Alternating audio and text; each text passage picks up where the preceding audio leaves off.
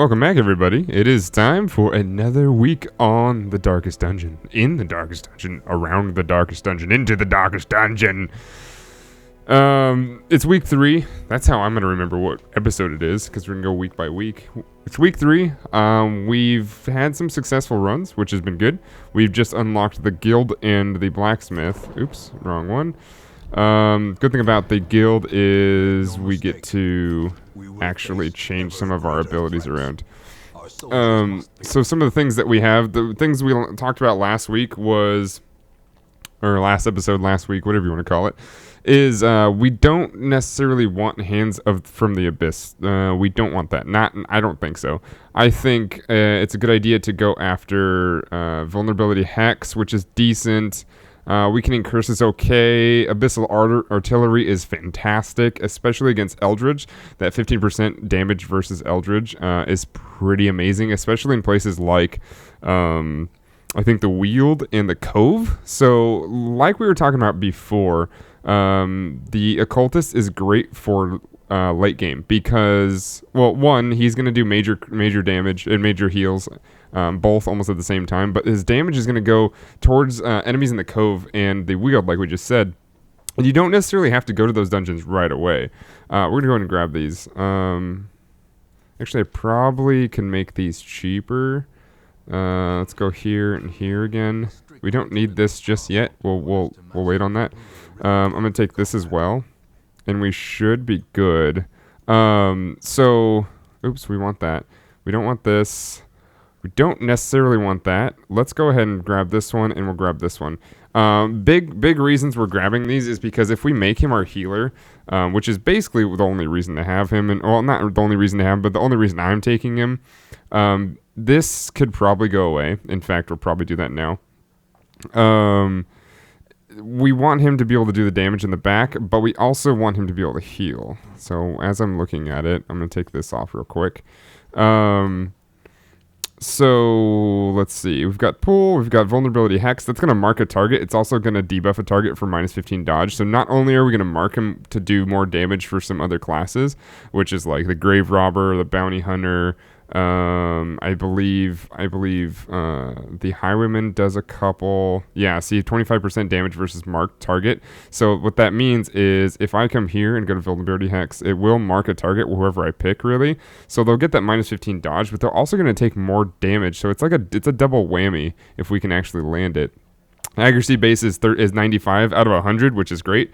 So we're basically going to hit every time. It's a very powerful move. So that's why we took it. We don't have the sanitarium, so we actually can't remove calm just yet. So these things you can remove. It takes a week to remove, and you got to spend gold, but they are good. You do want to get rid of them as fast as possible because they will stack up. And if they have too many, it's a good reason to get rid of them and actually fire them, which we don't necessarily want to do. But you know, if we do end up doing that, we're going to take it because they're all bad. So for these first few weeks, they're going to give us like all the classes just to kind of get it going. The Hellion is one of my favorite damage dealers. In fact, she's probably going to be up front for most of the game. There's a leper as well. The leper does great upfront damage, especially with the trinket that you get pretty early on. So I'll probably run that. So let's see. Let's make this right here. This is perfect. Panzer. Shrine. Once again, I'm getting these names from Twitter. You guys have seriously been really awesome with responding to these tweets and getting these people in here. So we've got that one. We've got that one. Over Dwarf, original retro. I think Gamertech is in here as well. No, he's not actually. So this is actually going to be Coruscating. And you know some of these names from the mini boss. So that'll work there. All right, cool. So this is the Grave Robber's great. It's actually Grave Robber's pretty underutilized. This is also a class that does well against marked targets. So right here, damage versus mark 25%, buff self as well, which you get a 5+ accuracy. I think I want to say every time she throws it, she does it, but I don't remember if that's just one or two. Okay, and then the blacksmith here is actually for Yeah, okay. So blacksmith actually upgrades weaponry. We're going to go with the Neon Tiger. We're going to take him in. Is he? Oh, he's being stress healed. That's right. We'll take coruscating. Oh, wait, coruscating's already in here. My bad. We'll make this gamer tech then. Gamer tech. He's one of my mods. He's gonna get mad at me if we kill him. So let's see. We'll take Panzer's fine right off the bat. Let's see. We can't do anything because they're level 0. That's why. Danotage is gonna get that. Let's see. Coruscating, we'll get that. Original Reacher, I'll probably get one of those as well. Lady Laumie's. Yeah, we can do that because early on we should be gathering a bunch of gold. We'll just upgrade as many people as we possibly can. It's a good idea to do it now because we'll need it later. Okay. So now that we don't have the what is it? The Crusader, we can take our Hellion. Panzer's fine up front. It'll be good. I don't think we're ready for a medium just yet, but we'll get there soon enough. Let's see. We'll bring Panzer in here. We'll bring Gamer Tech in the third. I think we're definitely gonna go to the ruins again. I think I'm gonna bring Danotage as well again. Let's see. Coruscating. Well, coruscating is good in position 3, so we're not gonna do that just yet. We can, however, keep Highwayman in level 2. Yeah, in position 2. This party should work. This party should be fine. Okay, so for level 0s, we're gonna give him that. Maybe a little bit of damage as well. For move, we're gonna give him to that. And I believe, didn't we get? What did we? Hold on. What did we get? Oh, we got this. That's right. We went into Bloodied Fetish. That's right. I thought we were getting the piece for the what's it called? The Vestal last time, but we didn't do that. We actually went for something that could be used everywhere, which is nice. There's plus 20 steals. So here's one of the leper units. We don't have it yet, but I'm gonna go for this because even though it adds stress, that plus 8 accuracy is super solid, and even the slightest chance better for a crit is always good. So we're actually gonna go into well, I kind of wanna wait till we have. We've got 2 level 0s coming in here. Maybe we don't want to do a medium just yet. But that is a really good item. That's a really good item. Let's do... That's a really good item. Come on now. What do I want to do? It's only level 1. We should be fine to do this. But instead of taking Gamer Tech, I think I'm going to back him out and take Coruscating. Just because of the higher level, and I don't necessarily want to lose a level 0. I mean, the Hellion is level 0, but she can kind of handle a lot of her own stuff. It's really nice. So this is what we're going to do. I'm going to take a level 0 in, but it should be fine, especially because Coruscating the Plague Doctor can actually do a lot of poison damage and get rid of a lot of healing. A lot of bleeding damage and light damage to them. But before we do that, I'm going to go back into here, and we're going to take Panzer's Fine, and we're going to add the Adrenaline Rush, and we're going to add Iron Swan. Because we don't need the bleeds, obviously. That's not going to do much for us in the ruins. And then this breakthrough is great for movement, but it is bad for basically everything else. Because you'll be able to move forward and strike 3 targets at the same time, but 1, your accuracy base is only level 85, so that's going to have a problem. 2, your damage mod is negative 55%, so you're really not going to do that much damage, but then you get a debuff for negative 20% damage and 15 dodge when you use it. So not only can you only use it once without being completely useless, you then have to deal with that for like the rest of the time limit on that, which is up to like I think 3 turns. It's kind of a pain in the ass and no reason to use it. It can be good if the time calls for it, but in all honesty, it really never does, in my opinion. But now that we have all this set to go, I think we're just going to go in. We should be able to survive pretty nicely. We're going in a medium pretty early. What the medium means is halfway through, you're probably going to, you have to like camp and get your health back and get some food in you. So that you can keep going. Take 3 of those. We'll take 1 of those. Oh, we already had one. Let's take 6 of those. Take 1 of those. A key. We'll take 2 of those, actually. 2 holy water, and then we will take, let's see, we take 8 for, let's take 16. It's a lot of gear, but we have the gold, and we don't want to die, so we don't want to die to something stupid, especially in our first medium. This is, I realize that I'm getting overkill with this, but I urge you to really understand what I'm doing. I gotta keep these people alive, because killing them early on, all that does is reset you like another couple weeks. For 1, we don't need money that bad nearly in the beginning. For 2, I don't see myself really... I don't really see myself forgiving myself when we die to something extremely, extremely stupid, like running out of food, like having a bad camping experience, like a whole lot of stuff. You don't want to go to your camp counselor and be like, oh, well, there's that. But I miss traps all the time. I'm terrible at it. You don't want to go to your camp counselor and be like, yo, I failed my math test because this camp sucks, and the teacher may or may not have touched me where I shouldn't be touched, and that's not cool, and I know that's happened, and I'm not cool with it. I just don't want to deal with it anymore. If I got too dark for anybody, sorry, but that's what I thought of at the top of my head. Don't ask me why. Take a drink of my drink here. We've got torches for days, which is great. I'm going to teach you something as far as like picking stuff up soon as it comes up. But basically, you can use anything that's in this window here before you put it in your inventory, instead of so that you don't have to waste anything or throw it away when you don't have to. It's quite important sometimes, especially when camping. I'll show you the camp, actually. I probably will need it this time.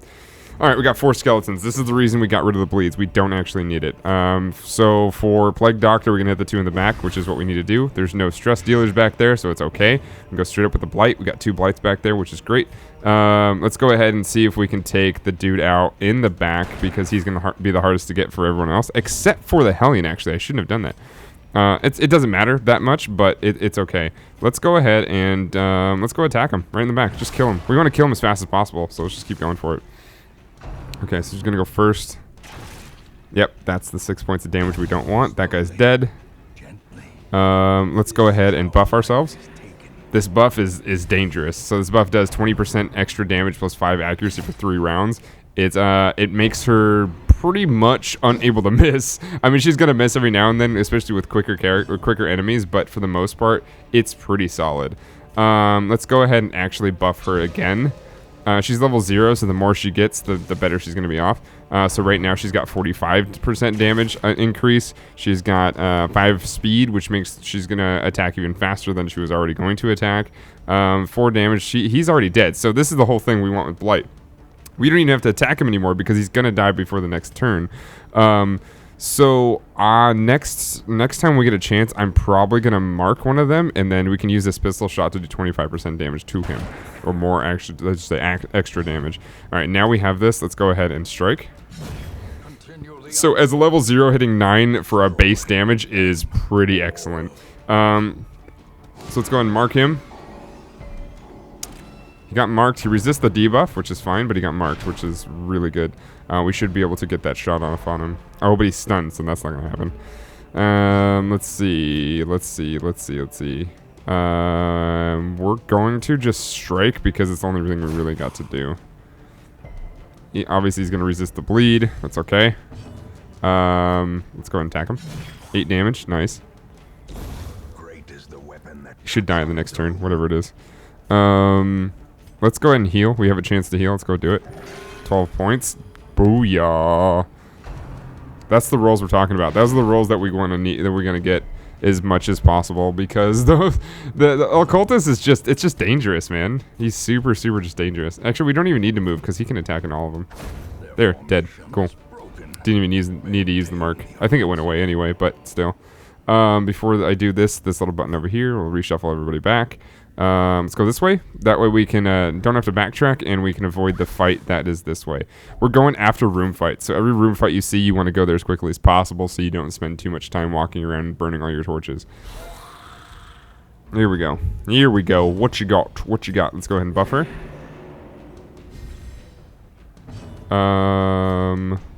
Let's go ahead and damage buff her again. Who goes first? All right, he goes first. So let's attack all three. It's me good. That means we're probably gonna kill. Let's finish the healing on her. There we go. Oh, we got the bleed. It's okay. We brought 6 bandages. Shouldn't be a problem. Also, I don't think the cultist bleed is that bad. Yeah, it's 1 for 3 rounds. It's only 3 points of damage. But it might be good to get rid of it soon. Yeah, let's see. All right, let's go ahead and attack. We got buff on, or we got stun on both of them. Let's go ahead and do that, actually.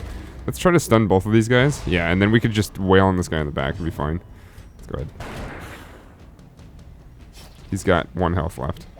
All right, so we will use the bandage, and then we will actually just... Let's just kill him. There you go. These guys are stunned. We got another turn. Let's go ahead and light it up. We're a bit dark. Let's keep the healing going. 17, 16, 15. Let's go ahead and heal here. 10 points, baby. There it is. Oh, yes. What you got? What you got? What you got? So we'll take the damage dealer out. He's done. And one more shot to... Let's do it. That's all we got. He's not gonna do much from there. We just gotta put damage on him. Yeah, I'll keep it going. Should be dead soon. He's got 2 points left. He's actually gonna die right here. Damage modifier is minus 90%. Well, hold on. He's got a turn still. So we're just going to try to get rid of him. 2 points. Okay, we're not gonna do any. I guess a crit is 2 points. I shouldn't have done that. That was a bad move. It's okay. It's okay. It was either that or heal, and he was gonna make that move anyway. And we probably weren't even gonna heal him, so it's fine. It wasn't the right move, but it'll work out because we'll just we'll heal him in the next round. Now that we have the bleed is gone, and we've got more food, we got plenty of reasons to camp. I'll tell you right now, we should even plan it out. So let's see. So we've got nothing in the next room. We still got all this to explore. If there's nothing in this room, we'll camp after this room. But if there is something in this room, we will probably do that fight and then camp. The reason for that is you don't want to camp too early, but you also don't want to wait until you really, really need it to camp because it could just bite you in the ass. You don't want to leave too much to RNG. RNG is just absolutely going to be the murder of your entire run very easily. You want to leave the least of chance up to your game as much as possible. So if you can do that, you're in good shape. All right. So there's nothing in this room. We knew that. This next room has a fight in it. Okay, perfect. So we're gonna fight this, and then we're gonna camp, because that way we can actually heal a lot of this with just food, which is nice. Walking and walking and walking and walking. And yeah, I realized that this game is old. It's not old. It's just about a year old. But the fact that you guys are like enjoying watching this just makes me feel all good, because this is seriously one of my favorite games of the year, of like 2 years ago, back when it was in early access. It was absolutely excellent. All right, so this one we have a damage dealer and a stress healer in the back, which is good for the plague doctor to be here. See if we can plague both of them. Yeah, we can. Yeah, he's going after that guy. Oh, he missed. Cool. Good. Take him out. There, he's dead. Now he can't do anything. We would, if we missed that, we would have used Iron Swan. So Iron Swan, as long as she's in the first position, she can attack the back position, which is what makes her super powerful. I was having a conversation with somebody in chat the other day. The person might be watching this video too, and he knows how I feel. There's a few things that are extremely underrated in this game. There's a few things that are a bit overrated as well. He was making the argument to me that the Hellion was overrated. I'm like, okay, and I just didn't really understand it. But the whole reason that I love the Hellion so much is she can hit everybody in the party. Not with the build we have now, but we don't really care about that third position too much. But she can hit everybody in the party, and she hits really hard. She doesn't crit all that often. However, there are a few moves that can help her crit a little bit. Let's see. Let's keep shooting at him. Dodged. Okay, no worries. But because of that, it just makes everything better. I always forget to do that. I should have bandaged him. It's okay. What's his bleed at? It's 1 for 2. That's actually not bad. There we go. We got a crit. Crits will also help heal a little bit of stress, which is nice. We're actually just gonna let him bleed that. It's not a big deal. He's got decent enough health, and we can keep healing him. We got nobody else to heal at this moment. Stun both of these guys. See if we can focus on the third guy. The only reason I'm not attacking with her is because she's level 0. I don't want her striking too much. It feels like she can be using utilities that are going to act the same way no matter what level she is, and it's going to work out a little bit better. Yeah, we'll do that. We have the bandages anyway. It's not a big deal. So he's got 3 points left. Good. So with this, let's keep healing. 5 points. What we got? No bleed. Cool.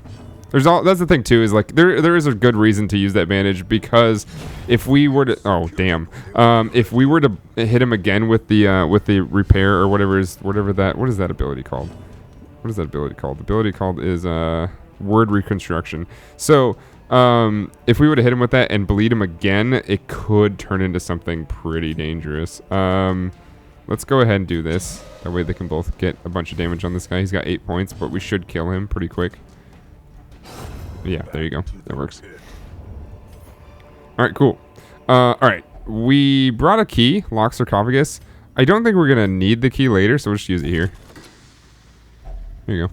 Usually, if you use the key, the percentage at failing that is pretty low.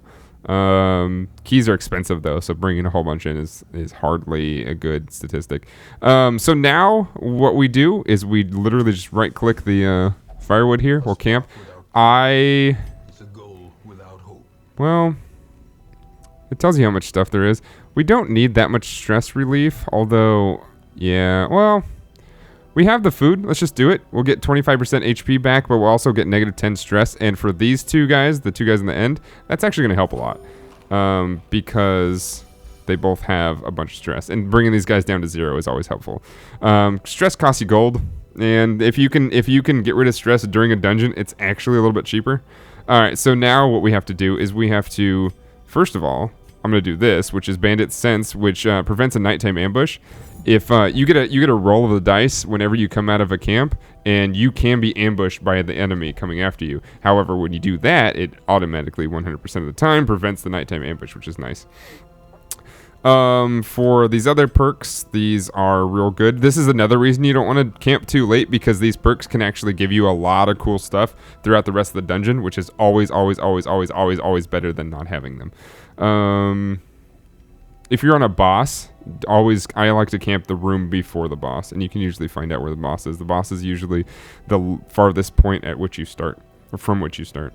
Okay, so we can do +10 accuracy, removes blight and bleeding. This is why the Plague Doctor is good as well, because she can do a lot of this stuff while in camp. Let's see how much stress. Let's get rid of the stress here. And you have this much time, and it tells you how much time it costs at the top there. The next one we want is probably +15 stress if we get it back, but +20% damage for 4 rounds. It's nice, but it's got a bad recoil on that. We got 2 time left. Not a whole lot, but we can do something with it. Let's go ahead and do that, actually. Let's give it to her. There we go. Now they should both have, so he's got crit, accuracy, and damage. So they both have 20% damage. So that's going to be good for us, because we're going to buff them again, and because of that buff, they're going to be basically unstoppable. You want to make them as powerful as possible, because you want battles to last the least amount of time. And since we couldn't get any scouting chance or any scouting there, we're just going to take the top one and go all the way down. You want to make it so you don't backtrack. We didn't get any scouting, so we didn't see that either.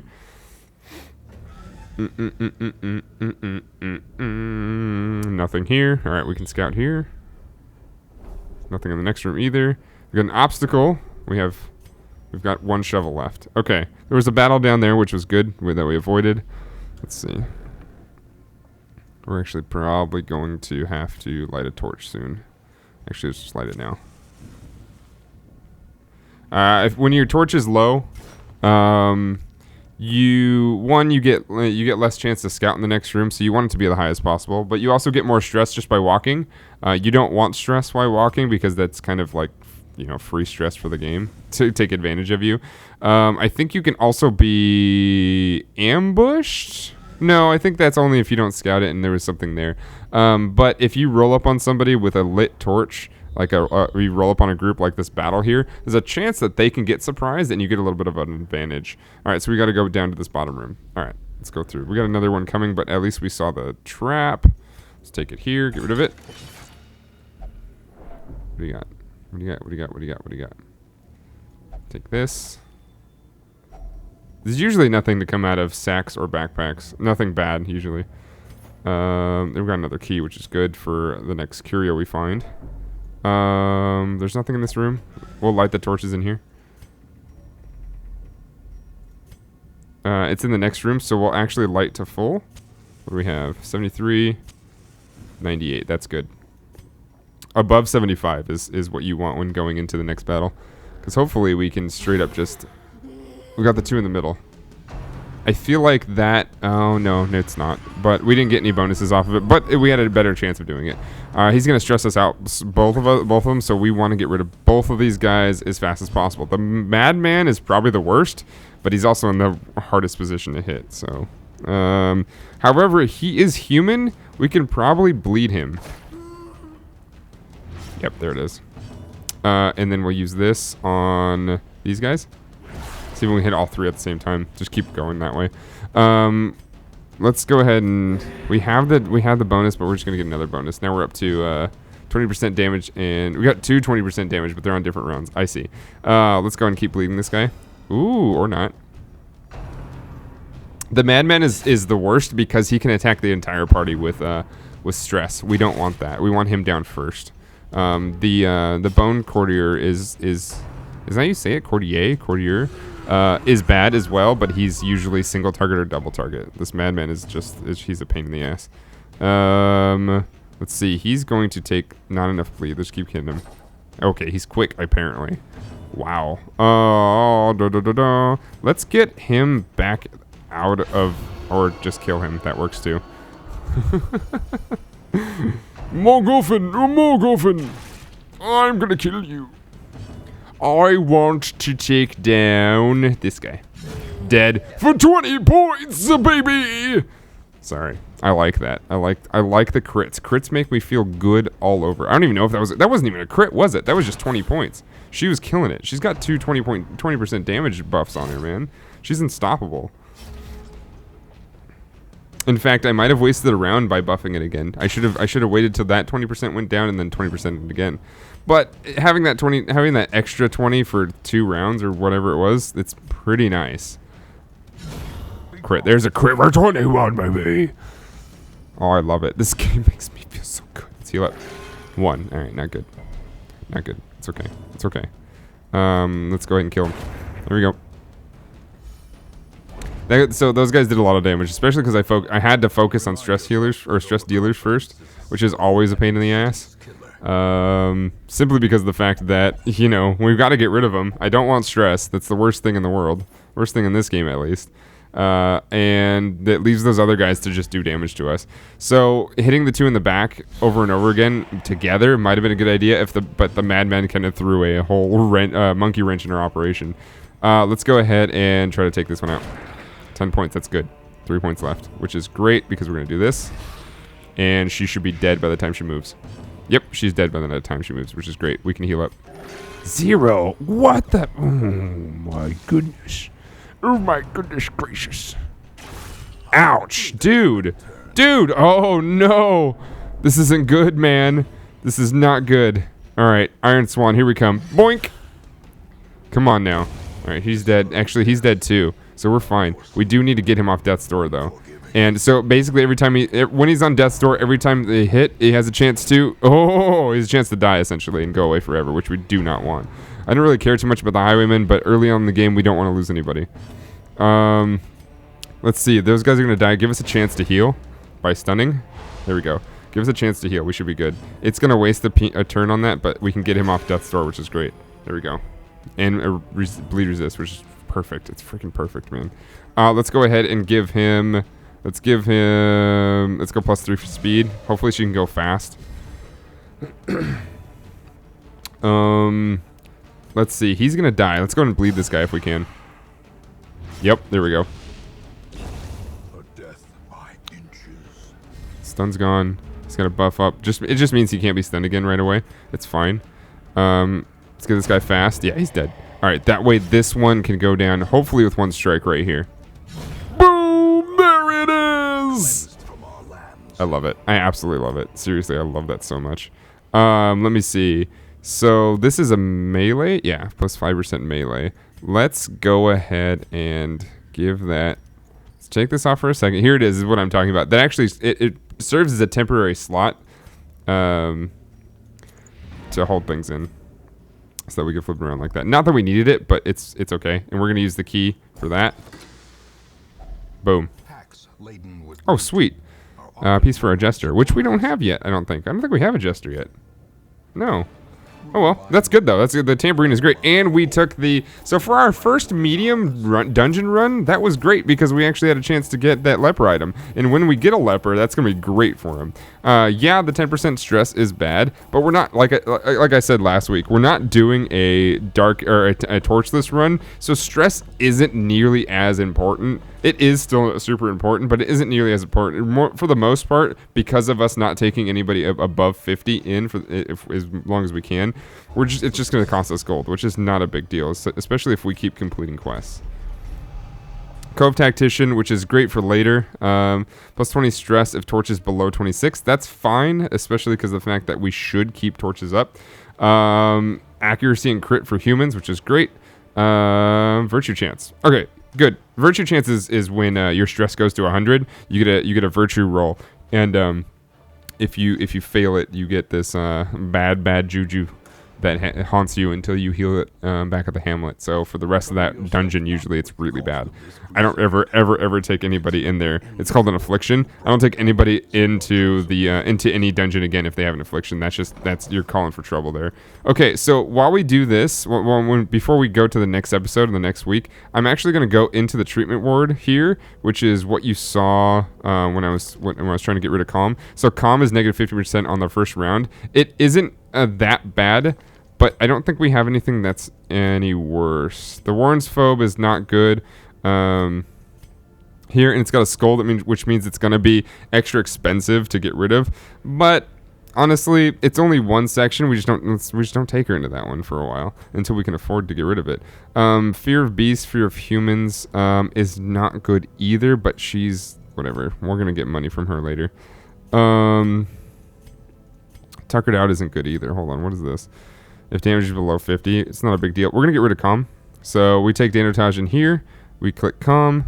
Takes 1,500 gold, and for a week he'll be stuck in there. We're gonna take Reacher into the next week anyway, and that will be gone, which is good.